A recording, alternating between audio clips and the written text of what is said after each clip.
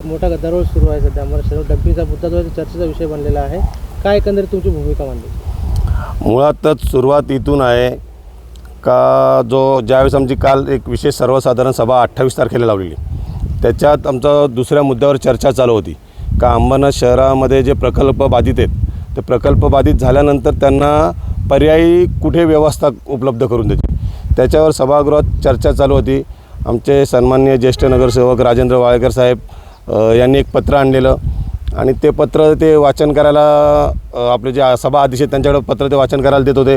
परंतु त्या पत्राच्या वाचनावरून आणि सभागृहात 3च माईक चालू होते. आमच्या एक सन्मान्य नगरसेवक आहेत विकास सोमेश्वर यांनी तर ते मेगाफोन तो एक भोंगा देखील आणलेला, तुम्ही पाहिला असेल.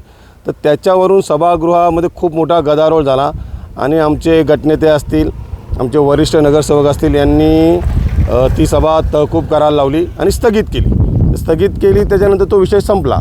परंतु जी सभा तहकूब करायला जो बहुमत लागतो ते आमच्या गटनेत्यांनी आम्हाला सांगितलं की बाबा ही सभा तहकूब करायचे, स्थगित करायचे, तर सगळ्यांना ती सभा तहकूब करणारी याच्यात सभागृहामध्ये बहुमत लागतं. आणि आम्हाला सगळ्या नगरसेवकांना सांगितलं का तुम्ही हात वरती करा. तर आमचे जेवढे 32 होते, म्हणजे जेवढे आमच्या पक्षाचे गटाचे जेवढे नगरसेवक होते सगळ्यांनी हात वरती केला. त्यात मी देखील हात वरती केला.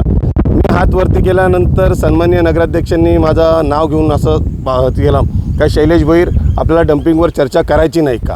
आणि ही मीम व्हायरल होत चालले. मी मुळात म्हणतो मी कोणती याच्यावर प्रतिक्रिया देणार नव्हतो. परंतु काल रात्री मी 2-3 लग्न समारंभात होतो. तिथे आमच्या पक्षाचे शिवसेना शहर प्रमुख अरविंदजी वाळेकर साहेब यांच्याशी या विषयावर चर्चा झाली.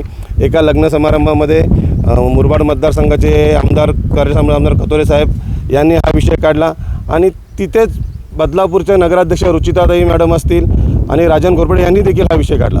तर तो नक्की सभागृहात विषय काय होता, डम्पिंगचा जो विषय होता, मी त्यांना सांगितलं. तर त्यांनी देखील सांगितलं बाबा हा जर तुझी मीम व्हायरल होते तर तू त्याच्यावर तुझं जे काय मत आहे तर ते तू मत मांडलं पाहिजे, त्यामुळे मी आज तुम्हाला ही बाईट देतो आहे.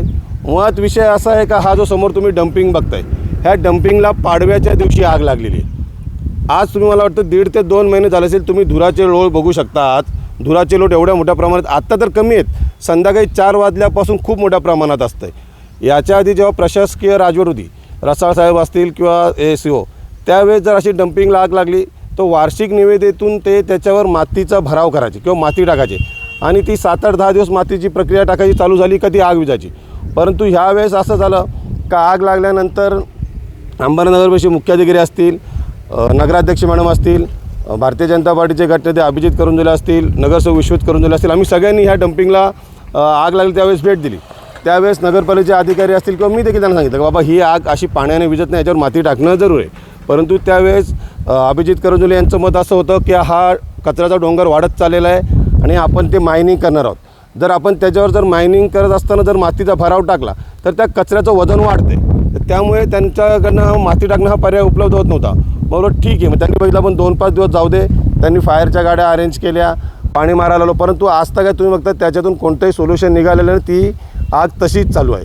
या नरकातून इकडच्या स्थानिकांना दिलासा कधी मिळणार आहे तेच सांगतो ना तुम्हाला मी.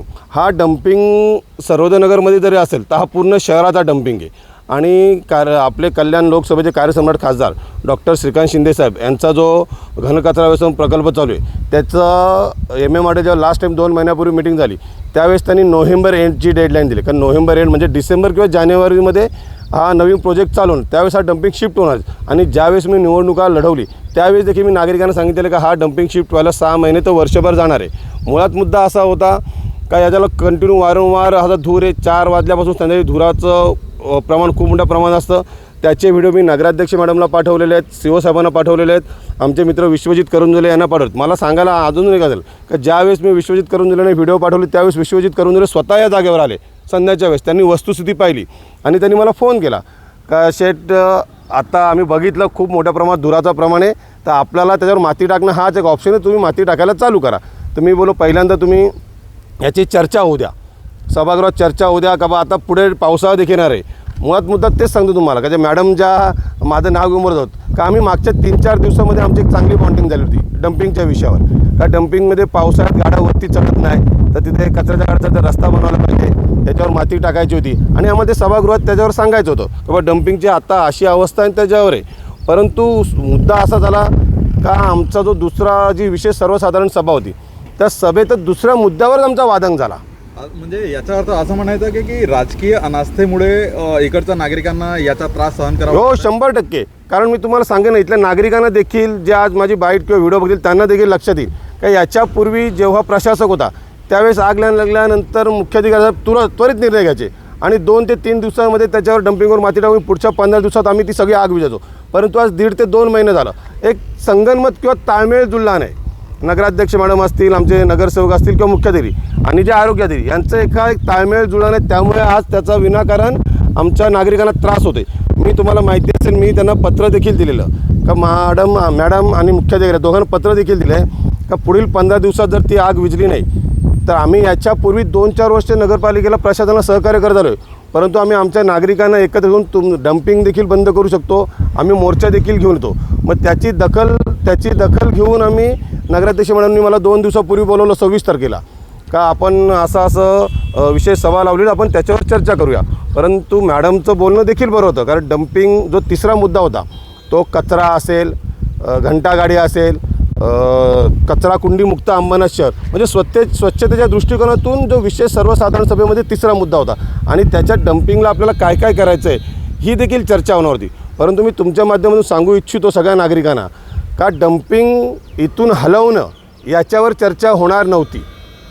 चर्चा कशावर होती का जी डम्पिंगला आग लागलेली आहे आज 2 महिने झाले ती आग विझवली नाही, ती आग विझवायचे आणि पावसाळ्यामध्ये ज्यावेळेस खूप पाऊस पडतो आणि चिखल होतो त्यावेळेस जेव्हा गाड्या वरती जात नाही तर त्यासाठी पर्यायी रस्ता तयार करायचा हा असा विषय होता. परंतु दुसऱ्या मुद्द्यावर विशेष सर्वसाधारण सभा जी विशेष सर्वसाधारण सभा होती त्या दुसऱ्या मुद्द्यावरच आमचं सभागृह मध्ये असेल तुमची प्रशासनाला विनंती अशीच आहे का तुम्ही ज्यावेळेस आता हा डम्पिंग हा पूर्ण शहराचा आहे आमच्या नागरिकांना तर खूप मोठ्या प्रमाणात त्रास होतो. परंतु मी याच्यापूर्वी देखील प्रशासनाला सहकार्य करत आलं आहे आणि याच्या पुढे देखील करणार. परंतु जो आत्ता प्रदूषणाचा आमच्या नागरिकांना त्रास होतो याच्यावर जो काही असेल माती असेल किंवा अजून कोणतं असेल तो त्वरित तुम्ही त्याच्यावर तो उपाययोजना करून आमच्या नागरिकांना तुम्ही यातून मुक्तता द्यावी. आणि पुन्हा एकदा मी लास्ट मुद्द्यावर संपवतो का ज्यावेळेस सभागृहामध्ये आम्ही असतो ज्यावेळेस आमचा शिवसेनेचा 32 नगरसेवकांचा गट आहे आणि आमचे गटनेते आणि गटनेते जो आम्हाला आदेश देतात त्याचा आदेशाचं पालन करणं आम्हाला जरूर आहे. त्यावेळेस कदाचित ती एखादी गोष्ट जर आम्हाला पटली किंवा नाही पटली हा मुद्दा नसतो, परंतु आमच्या पक्षाचा आणि आमचा जो गट आहे त्याचा आदेश असतो आणि त्याचं पालन करणे त्याच पालनाचा आदेश करून मी हात वरती केलेला आहे. आणि डम्पिंगची चर्चा व्हायच्या आधीच दुसऱ्या मुद्द्यावर प्रकल्पबाधितांचा जो विषय होता त्याच्यावर चर्चा स्थगित झालेली आहे आणि हीच मिटिंग जी पुढची स्वच्छताची ही पुढील 7-8-10 दिवसात मिटिंग लागेल आणि त्याच्यावर आम्ही डम्पिंगवर नक्की चर्चा करणार आहोत.